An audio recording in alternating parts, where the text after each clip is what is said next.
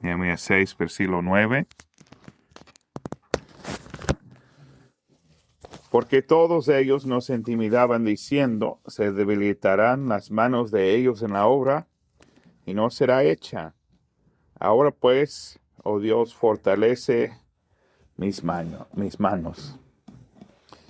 Se debilitarán las manos de ellos en la obra, no será hecha.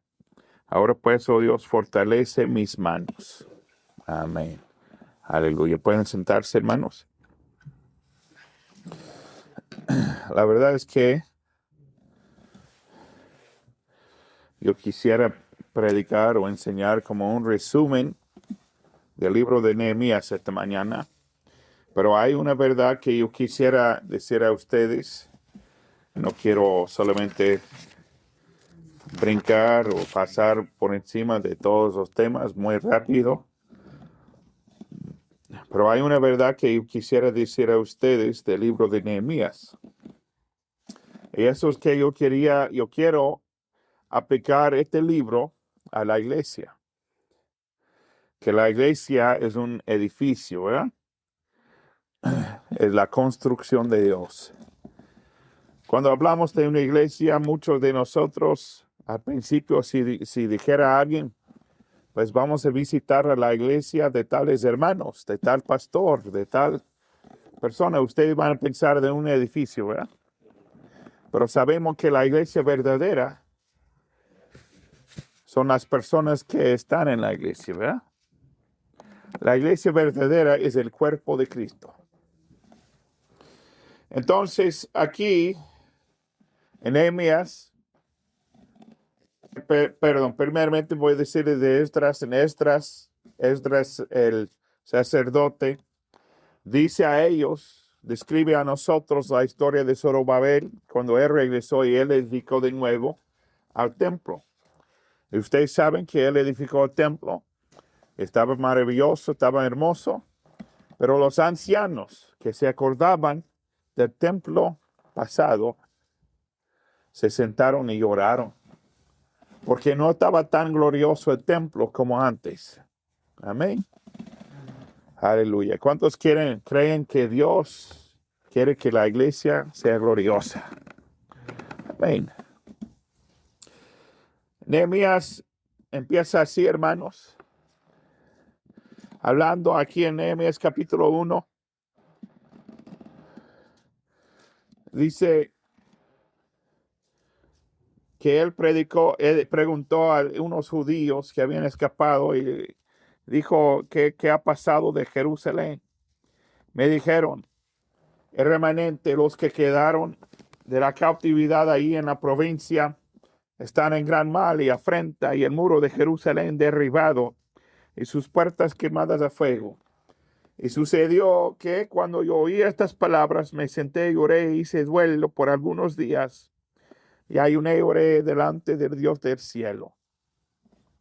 Entonces él oró a Dios. Versículo 11, él dice, te ruego, Señor, ahora atento tu oído a la oración de tu siervo y a la oración de tus siervos, quienes desean temer tu nombre. Prospera a tu siervo hoy y concédele a hallar misericordia delante de aquel varón, porque yo servía de copero al rey.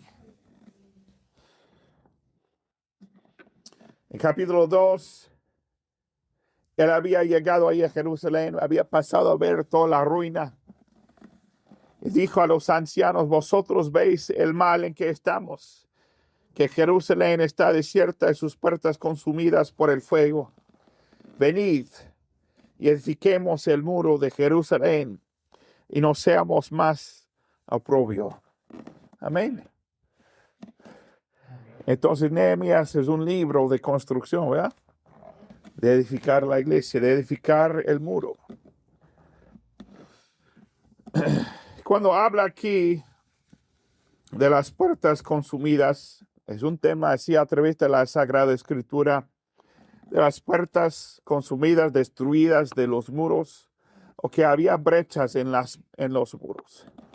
En Isaías 58, habla así diciendo, versículo 12, y los tuyos edificarán las ruinas antiguas, los cimientos de generación y generación Los cimientos de generación y generación levantarás y serás llamado reparador de portillos, restaurador de calzadas para habitar. Esa palabra portillo significa así: una brecha en el muro, un lugar donde debe ser puerta que alguien puede cerrar, pero está consumida, destruida, caída, pudrida, donde cualquiera puede entrar. Primero de Reyes 11, versículo 27, dice de Salomón. Y esta fue la causa por la cual se rebeló contra el rey. Salomón había edificado el Milo y cerrado la brecha de la ciudad de su padre David. Amén. Entonces Salomón, una de las cosas que él hizo es que él restauró el muro. Amén. Había muro en Jerusalén, pero ustedes saben que era de los jebuseos. Y uno de los de David tomaron la ciudad de Jerusalén. Y él se movió, había estado en Hebrón por 7 años y 6 meses, creo.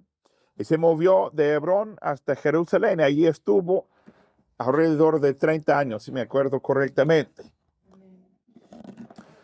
Entonces, aquí, hermanos, fue negativo tener una brecha en el muro. Oprobio, dice Nehemías. Vamos a construir el muro de nuevo para que no tengamos oprobio. Amén. ¿Saben qué, hermanos? Hay diferentes cosas así a través del libro de Nehemías, pero lo que yo quiero decir a ustedes es un libro de construcción. Pero vamos a aplicar esto a la iglesia. Pero cuando hablamos de la iglesia no estamos hablando del edificio. Amén. Aquí es una ilustración física de lo que voy a tratar de decirles de lo espiritual. La iglesia debe ser edificada. Entonces, cuando leo a través de Nehemías, ustedes pueden ver que fue, en verdad, no es solamente de construcción, pero es de restauración y avivamiento. Aleluya. Hermanos, ¿con qué comienza el avivamiento? ¿Con qué comenzó la restauración del muro de Jerusalén? Nehemías dice: cuando yo escuché esas palabras me senté y oré a Dios, ayuné, hice duelo. ¿Saben qué, hermanos? El avivamiento va a empezar con la intercesión, ¿verdad? Va a empezar con el ayuno. No va a empezar con lo que podemos hacer la carne, con trabajar duro. No. Va a empezar con la oración. Va a empezar con la intercesión a Dios. Él rogaba a Dios, hablaba a Dios, orando y orando y orando. Y eso fue la preparación por lo siguiente. Hermanos, todo lo que leemos aquí en el libro de Nehemías, los 13 capítulos, nada de eso sucedería si Nehemías no hubiera orado. ¿Entienden, hermanos? Nada de eso sucedería si Nehemías no hubiera orado.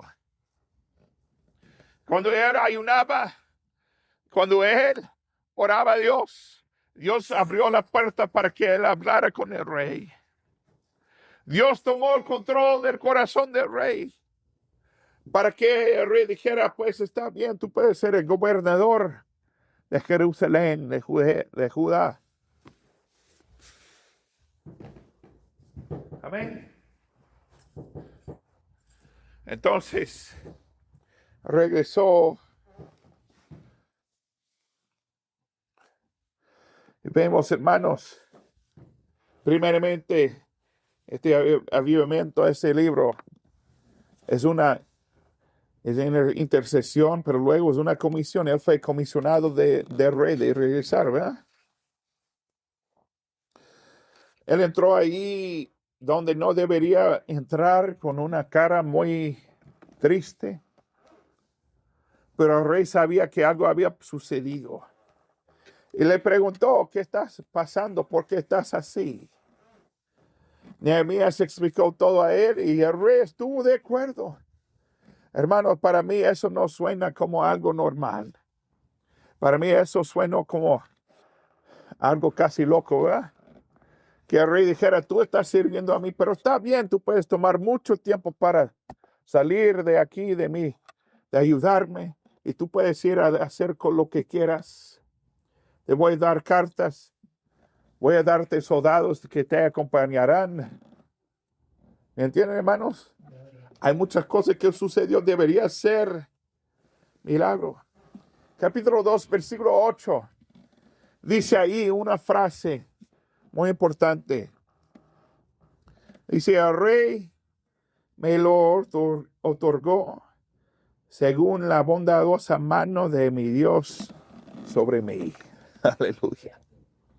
La mano de Dios estuvo sobre Nehemías y esa es la razón por qué eso sucedió. Luego leemos, hermanos, de la edificación o construcción de la iglesia, del muro. Del capítulo 3, versículo 1 hasta el capítulo 7, versículo 4, habla de la construcción. La vida plena bosquejea así esa porción de la escritura. Capítulo 3 habla de los constructores.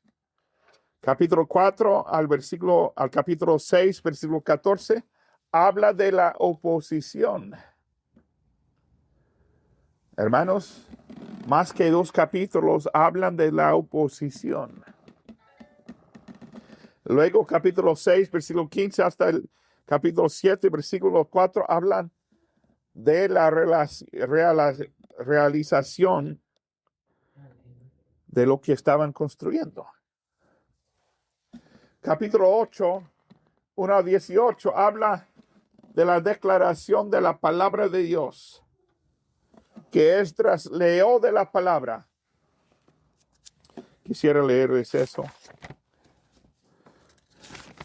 porque para mí es interesante. Espero que sea interesante para ustedes. Dice aquí el versículo 5, abrió pues Esdras el libro a ojos de todo el pueblo, porque estaba más alto que todo el pueblo, y como lo abrió, todo el pueblo estuvo atento. Bendijo entonces Esdras a Jehová, Dios grande. Todo el pueblo respondió, amén, amén, alzando sus manos, y se humillaron y adoraron a Jehová con el rostro a tierra. Y leían, versículo 8, en el libro de la ley de Dios claramente, y ponían el sentido de modo que entendiesen la lectura. Y Nehemías el Tirsata y el sacerdote Esdras, escribe los levitas que hacían entender al pueblo, dijeron a todo el pueblo, día santo es a Jehová nuestro Dios, no os entristezcáis ni oréis, porque todo el pueblo oraba oyendo las palabras de la ley. Y luego dice, id, comed grosuras y bebed vino dulce, y enviad porciones a los que no tienen nada preparado, porque día santo es a nuestro Señor, y no os entristezcáis, porque el gozo del Señor de Jehová es vuestra fortaleza. Creo que hay un lugar donde dice que había púlpito también, pero no. Ahí en versículo 4 dice, y Esdras el escriba estaba sobre un púlpito de madera. Cuando yo leí eso, hermanos, ¿cuántos entendían como si fuera exactamente como un servicio como hacemos hoy? Un púlpito de madera. Esdras leyó de la ley. Dice que leyó de la ley claramente y ponían en sentido, de modo que entendiesen la lectura. Dice que él bendijo a Jehová y el pueblo decían amén, amén. Hermanos, creo que la mayoría de la cultura de la iglesia viene de esta porción, ¿verdad? Que el predicador lee de la palabra, hace entender al pueblo de la palabra, pero que los hermanos digan amén, ¿verdad? Hay todo aquí en contenido. Hay un púlpito de madera. Esdras estaba más alto que el pueblo. Normalmente el pastor está poco más alto que el pueblo si es por plataforma o por otra razón. Pero es una declaración de la palabra de Dios. ¿Cuántos saben que no podemos tener un avivamiento sin la palabra de Dios? Hay muchos de ustedes saben eso, de otras iglesias, que ellos cantan por una hora y media. Luego el pastor o un predicador sube al púlpito y por como 5 o 10 minutos habla de no más que unas pocas palabras. A veces no contiene nada de la palabra de Dios, a veces sí, y luego son despedidos y ya. Muchos cantos, mucho de eso, pero no hay mucho de la palabra de Dios, ¿verdad? Yo tomé una clase de cómo predicar de una manera expositoria. En eso mi profesor me hizo que yo viera o escuchara diferentes sermones. Hay diferentes personas que predican y yo he visto sus libros ahí en una biblioteca cristiana y yo pensaba, pues tal vez no sé nada de ellos, tal vez están haciendo bien. Pero una que se llama Joyce Meyer, mi profesor me dijo que yo tenía que ver su predicación. Entonces vi su predicación, hermano, por como 40 minutos, 45 minutos. No decía nada de la palabra de Dios. Nomás decía todo lo que la gente hace que la irrita. Dejando una carreta ahí en Walmart, ahí en el estacionamiento y que una persona hizo eso, una persona. Hermanos, yo no quiero venir a escuchar a alguien que nomás me va a decir todo lo que molesta a una persona, ¿verdad? Que irrita a una persona de toda la semana. No tenía nada de la palabra de Dios. Otra predicación fue como si fuera un cómico y nomás mezclaba entre sus chistes, mezclaba la palabra de Dios poquito, como sal sobre la comida. Nomás mezclaba poco de la palabra de Dios ahí entre los chistes. Como que yo no podía saber si fuera un sermón con chistes o chistes con poco de sermón. Amén. Pues Esdras dice aquí, leyeron de la palabra de Dios claramente, ponían el sentido de modo que entendiesen la lectura. Hermanos, eso es lo que necesitamos. Yo necesito estudiar la palabra de Dios y orar a Dios que el Espíritu Santo me explicase lo que hay aquí. Estudio, hacer todo lo que pueda para explicar lo que hay aquí en la Sagrada Escritura a ustedes. ¿Saben qué? Yo lo necesito también. Cuando fuimos ahí al campamento,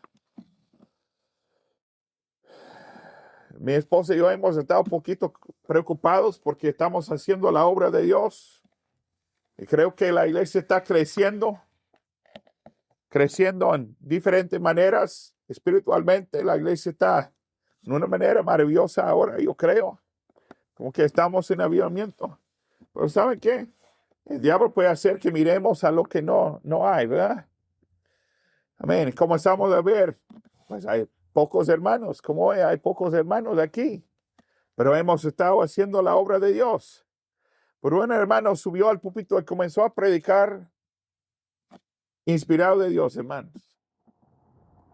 Hablando del diablo, hablando de potestades y principados. Y hermanos, mientras que él predicaba, me di cuenta, eso nada más que las potestades y principados de Satanás que nos están oponiendo así. Y no he orado a Dios, no he estado orando, tal vez poco, no he estado atacando al diablo como debo atacar al diablo con ayuno y oración. Que eso sea quitado de aquí. Amén. ¿Sabe qué? Yo creo que Dios nos ha puesto aquí en autoridad. ¿Y sabe qué? Dios puede usar a cualquier persona para predicar, cualquier burro para traer la palabra, ¿verdad? Me ha puesto aquí, me ha puesto a mi esposa aquí. Pero el diablo quiere usar a cualquier persona. ¿Saben qué? El diablo puede usar hermanos que son fieles a Dios, pero son guiados por su carne, ¿verdad? Para oponer a la obra de Dios. Yo comencé a orar a Dios, Señor, yo reprendo al diablo que está usando a tales hermanos para oponerme. No piensen nada mal, hermanos. Pueden venir diferentes cosas contra nosotros, ¿verdad? Yo reprendo al diablo que quiere usar a tal otra cosa para oponerme a mí. Yo reprendo a tal otro potestad, a tal otro. Aleluya, ¿me entienden, hermanos? Todas las maneras que el diablo puede usar para atacar aquí a la iglesia y para atacar a la obra de Dios. Aleluya.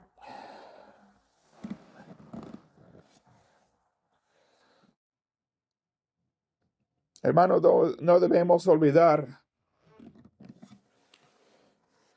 que aquí en Nehemías, un libro que creo es de avivamiento. Fue un libro de mucha oposición. Si usted leera un biográfico de alguien, ¿cuántos han leído biográficos de misioneros, pastores, predicadores? ¿Habla alguien que o han visto como una película o algo así? Casi todo es puro de gloria, ¿verdad? Nunca están enfermos a través de todo el libro. Casi nunca tienen pleitos, nunca tienen nada. Aleluya, llegan al fin miles de personas salvos. Amén. Pero no describe cuántas veces que el diablo venía a atacar a sus mentes, o que el diablo usó a un hermano para atacar a ellos, o que el diablo usó a un alcalde para atacar a ellos, o usó al gobierno para atacar a ellos, ¿verdad? ¿Me entienden, hermanos? Hay muchas cosas que opone la obra de Dios. Pero leemos aquí, Nehemías dice, en medio de la oposición, ellos habían mentido contra él. Y él dijo, ahora pues, oh Dios, fortalece mis manos. Nehemías fue un varón fuerte, hermanos. En el capítulo 13, lee que las personas que no estaban portándose bien, él jaló a sus greñas y todo, sacó su cabello y amén. Creo que ustedes van a alabar a Dios que su pastor no está así, jalando sus greñas, jalando su cabello. Métete a la oración. ¿Pueden imaginarse de eso, hermanos? Pero así fue Nehemías.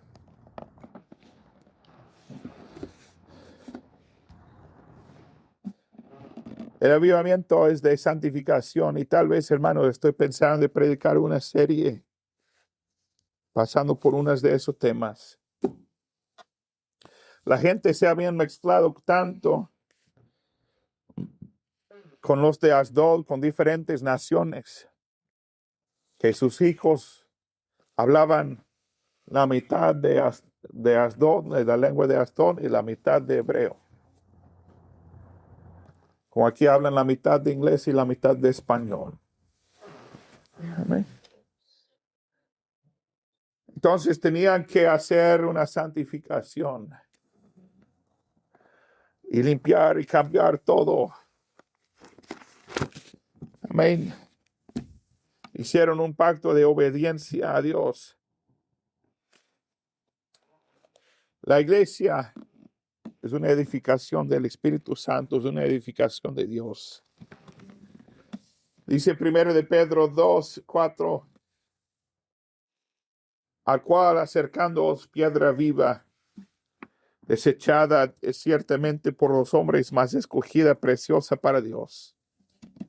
Versículos 5 y 6 dice, vosotros también, como piedras vivas, sois edificados como casa espiritual y sacerdocio santo, para ofrecer sacrificios espirituales agradables a Dios por Jesucristo. Por lo cual también contiene la escritura, he aquí pongo en Sión la principal piedra del ángulo, escogida, preciosa, y el que creyere en él no será avergonzado. Entonces la Biblia dice claramente que Jesús es la principal piedra del ángulo. Sobre todo es edificado sobre él. Él es el principio. Él es el fundamento. Él es todo. Sin él no somos nada. Pero dice algo de nosotros, que somos piedras vivas. Y debemos ser edificados sobre él para ser la iglesia, ¿verdad? La Biblia dice en Efesios capítulo 4, dice el mismo dio a unos apóstoles y a unos profetas, unos evangelistas y a unos pastores maestros. Y hay el propósito, a fin de perfeccionar a los santos para la obra del ministerio, para la edificación del cuerpo de Cristo. ¿Qué?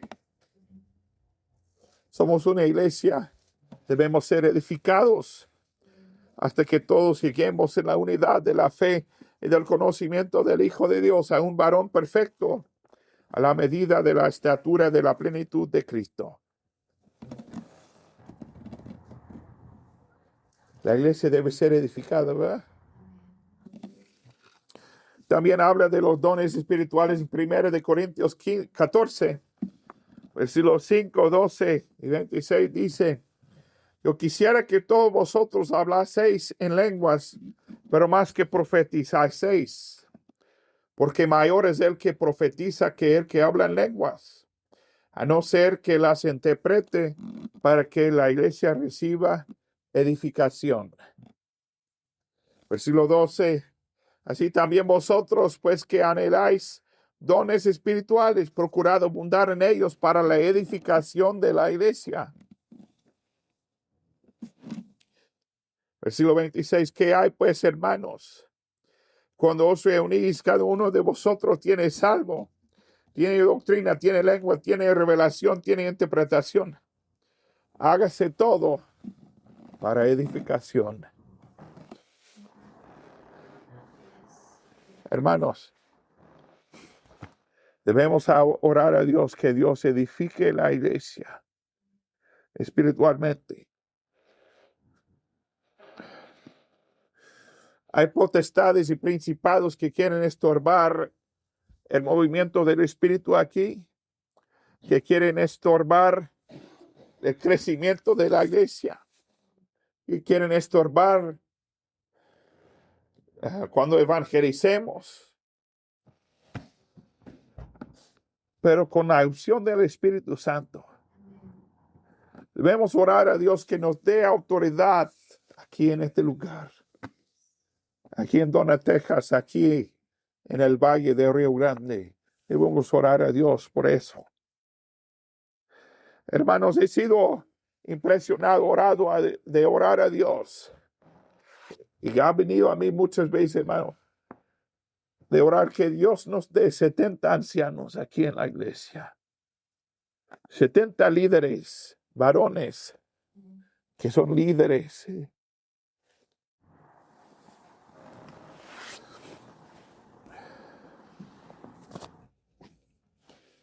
Aleluya. Amén. Hermanos, el libro de Nehemías es un libro de avivamiento. Fue un gran cambio que empezó ahí. Con ella solamente oró a Dios. Y regresó a comenzar la obra. Ustedes son parte de eso. Nosotros somos las manos de Dios, las manos extendidas de Dios para edificar la iglesia. Debemos orar a Dios, Señor, guíanos, enséñenos lo que debemos hacer, Señor, para que la iglesia reciba edificación. Debemos orar a Dios, Señor, remueve cada estorbo que hay para que la iglesia sea edificada espiritualmente. Aleluya. Que almas sean salvas, completamente salvas, liberadas de sus pecados. Amén. Aleluya. Vénganse a los altares, hermanos, vamos a orar.